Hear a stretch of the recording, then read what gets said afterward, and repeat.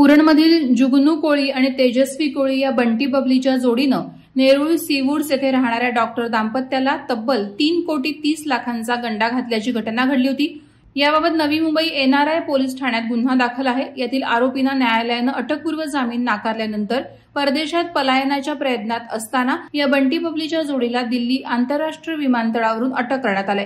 मुलांना परदेशात शिक्षण आणि डॉक्टर दाम्पत्याला नोकरी देतो असं सांगून लिव्ही ओव्हरसीज स्टडीज प्रायव्हेट लिमिटेड या संस्थेच्या माध्यमातून संस्थेचे संस्थापक जुगनू कोळी आणि तेजस्वी कोळी यांनी कोट्यवधी रुपये उकळले असल्याबाबत पोलीस ठाण्यात गुन्हा दाखल असून या गुन्ह्यातील आरोपी बंटी बबलीनं अटकपूर्व जामिनासाठी न्यायालयात दाद मागितली होती। मात्र न्यायालयाने अटकपूर्व जामीन फेटाळला होता।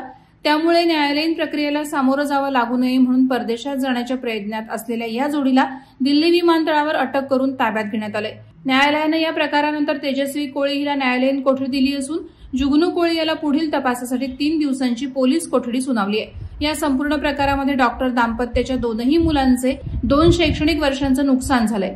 याबाबत नवी मुंबई NRI पोलीस ठाण्यात कलम 406, 420, 465 अन्वये गुन्हा दाखल आहे। वादळवारा लाईव्हसाठी घनश्याम कडू, उरण।